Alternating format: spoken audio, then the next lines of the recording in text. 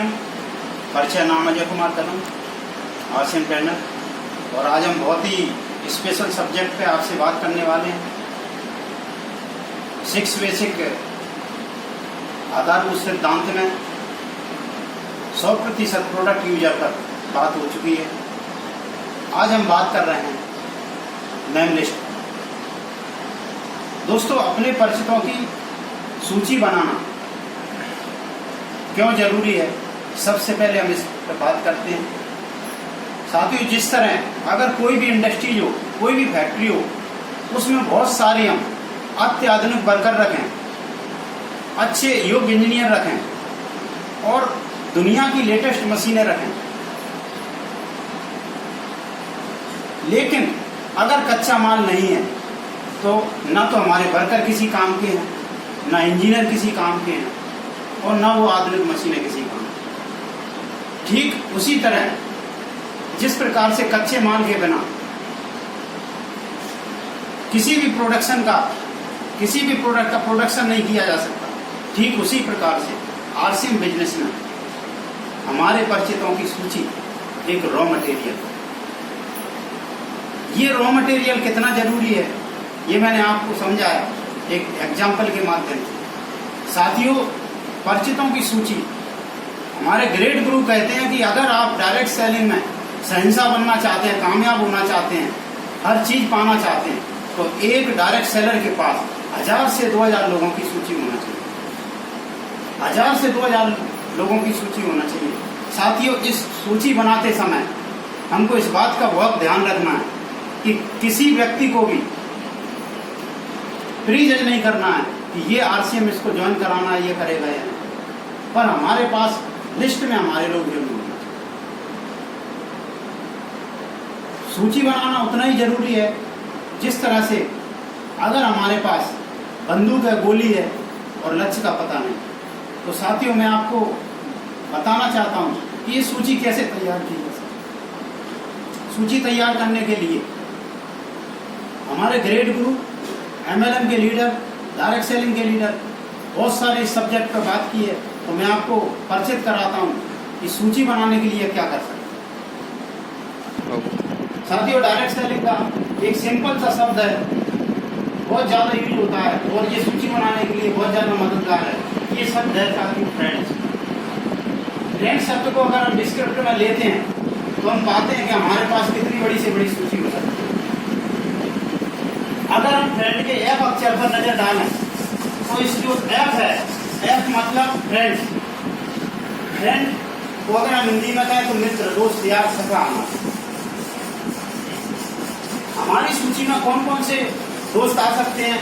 हमारे school time के मित्र हो सकते हैं, हमारे कॉलेज एजुकेशन टाइम के मित्र हो सकते हैं, हमारे स्कूल टाइम के मित्र हो सकते हैं।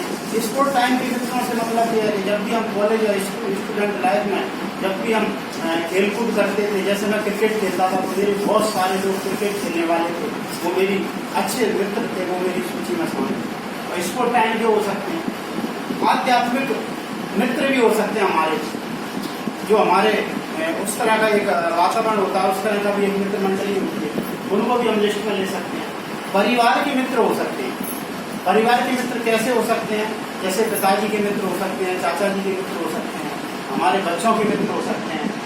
वर्किंग प्लेस पर भी हमारे कुछ खास मित्र होते हैं। उसके अलावा हम पार्क में घूमने जाते हैं या कहीं डेली रूटीन में किसी जिम में जाते हैं, तो उस जगह हमारे मित्र हो सकते हैं। फोन बुक से हमारे मित्र हो सकते हैं जो हमारे फोन बुक में पड़े हैं। दोस्तों, मित्रों की एक बहुत बड़ी सूची है। इन लोगों को हम लिपिबद्ध करके इनकी सूची बना सकते हैं।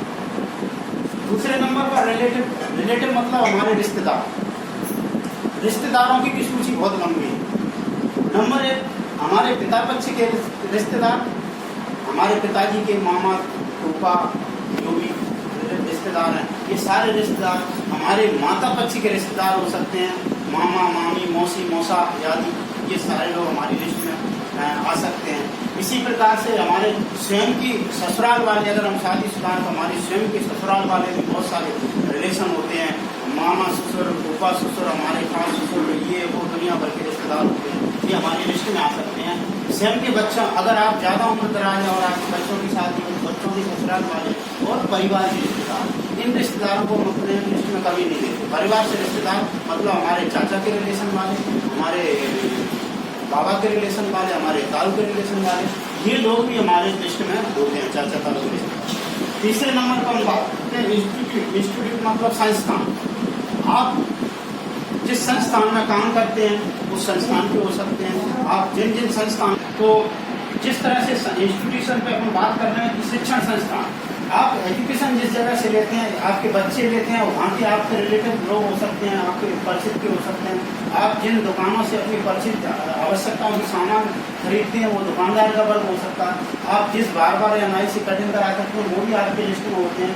आपके बहुत सारे मेडिकल वाले, आपके वकील, बैंकर, इंजीनियर, मैकेनिक, बढ़ई, हलवाई, टेलर और जो भी लोग जो आपके संपर्क में आते हैं, जो आपके किसी भी संस्थान में या किसी भी जगह से जहाँ हमारा ताल्लुकात होता है, वो सारे लोग हमारी लिस्ट में होते हैं।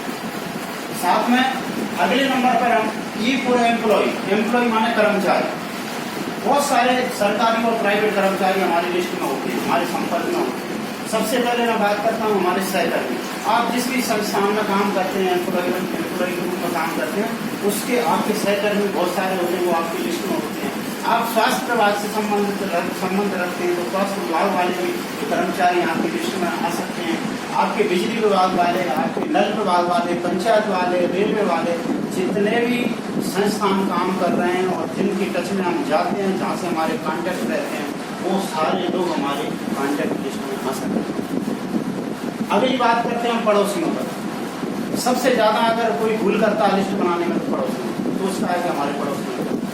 आप पड़ोसियों की लिस्ट बहुत बड़ी हो सकती है, आपके पड़ोसियों की पूरी आपके पास लिस्ट होना चाहिए। पड़ोसियों को जो लिस्ट है आपकी, कई लोगों की बहुत सारी लिस्ट हो सकती है। जैसे फॉर एग्जाम्पल मैं एक कर्मचारी की बात करता हूँ। एक कर्मचारी अपने सर्विस काल में कई जगह बदलता है, 2-2, 4-4 साल रहता है, तो उसके पास कई जगह की बड़ी बड़ी लिस्ट हो सकती है। ये लिस्ट भी हमारी बहुत बड़ी लिस्ट हो सकती है। जैसे मैं आपको बता दूँ, मैं अपनी नौकरी सेवा काल में मैं ग्वालियर रहा, मैं मेरठ रहा, मैं पिछोड़ रहा, मैं डबरा रहा, तो 4-5 जगह की मेरे पास पड़ोसियों की एक लंबी छोटी लिस्ट है। ये लिस्ट आपके पास मिल सकती है। अगले नंबर पे आते हैं डॉक्टर्स। डिफोर्स डॉक्टर माने जो आपके कहीं ना कहीं डॉक्टरी पेशा से जुड़े हुए हैं।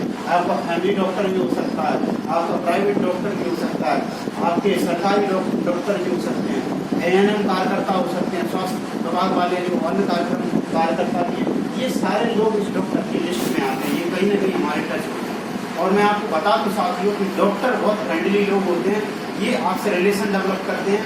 अगर ये आपसे रिलेशन डेवलप नहीं करेंगे तो आप इनसे इलाज नहीं करा, ये आपके लिस्ट के हिस्सा हो सकते हैं। और अंत में एस फॉर स्ट्रेंजर माने अपरिचित लोग। ये कौन लोग हैं? ये लिस्ट आपकी सबसे बड़ी लिस्ट हो सकती है। इसके लिए आपको थोड़ी सी अपने अंदर काबिलियत डेवलप करना पड़ेगी। जब हम सफ़र करते हैं, किसी अपरिचित व्यक्ति से मिलते हैं और उससे बढ़िया से आप लोक व्यवहार नियम का पालन करते हुए आप उससे बोलचाल और संबंध बनाने का प्रयास करते हैं, तो वो व्यक्ति आपकी लिस्ट में आ जाता है। और ये लिस्ट आपकी कई गुना लंबी होती है। साथियों, जितनी भी मैंने यहाँ तक लिस्ट की बात की है, उनमें सबसे ज़्यादा उपयोगी आपके अपरिचित होते हैं, क्योंकि वो आपकी कमजोरियों को नहीं जानते। वो आपसे अगर जब भी रिलेशन बिजनेस का बनेगा तो सिर्फ बिजनेस का रिलेशन रहेगा। और यही लोग हैं जो आज तक किसी भी व्यक्ति को बिजनेस डायरेक्ट सेलिंग के अंदर, मल्टी लेवल मार्केटिंग के अंदर ऊंचाई पर ले गए हैं। साथियों, 2 बातें हुई हमारी कि लिस्ट क्यों बनाना जरूरी है और लिस्ट किन पर बनाना जरूरी है। और मैं आपको बताने जा रहा हूँ कि लिस्ट बनाने का तरीका क्या है। फॉर्मेट पर बात करते हैं हम। लिस्ट फॉर्मेट, लिस्ट हमेशा प्लेस वाइज हमको बनाना है, शहर वाइज लिस्ट बनाना है। सबसे पहला नियम है कि लिस्ट को हमको प्लेस वाइज बनाना है, शहर वाइज बनाना है। लिस्ट बनाते समय हमको सबसे पहले सीरियल नंबर यानी क्रमांक, दूसरे नंबर पर प्रोस्पेक्ट का नाम, तीसरे नंबर पर उसका पता, चौथे नंबर पर उसका कॉन्टैक्ट नंबर या मोबाइल, और 5वें नंबर पर वो व्यवसाय करता क्या, और 6वें नंबर पर संबंध या उसकी उम्र। दोस्तों, आप लिस्ट बनाते समय प्लीज नहीं करें कि कौन करेगा नहीं करेगा। मैंने जो लिस्ट बनाई है आपके सामने, मैंने एक ऐसे व्यक्ति का नाम लिखा हुआ है जो मेरी लिस्ट में विनोद कुमार निगम, ये मेरा बहुत एक मेरा सहकर्मी रहा फॉरेस्ट के अंदर, मेरे साथ भर्ती हुआ, अच्छा लड़का था। आज वो भोसीपुरा ग्वालियर का रहने वाला, मैंने लिखा है, मैंने उसका कॉन्टेक्ट नंबर लिखा है। और आप अगर गौर से देख रहे होंगे तो उसका व्यवसाय यानी वो एम्प्लॉय है और एम्प्लॉय भी आबकारी निरीक्षक है, यानी इंस्पेक्टर है आबकारी विभाग के अंदर।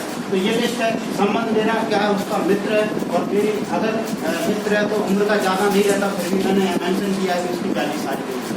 इस तरह से हम लिस्ट को बनाना चालू करेंगे और ये लिस्ट हमारी कम से कम 1000 लोगों। अगर आप बिजनेस के अंदर नेम फेम इज्जत शोहरत दौलत सारी चीजें अगर पाना चाहते हैं तो आपके पास 1000 से 2000 लोगों की लिस्ट होना चाहिए। और ये लिस्ट बनाते समय इस व्यक्ति को हमको जज नहीं करना, ये काम करेगा।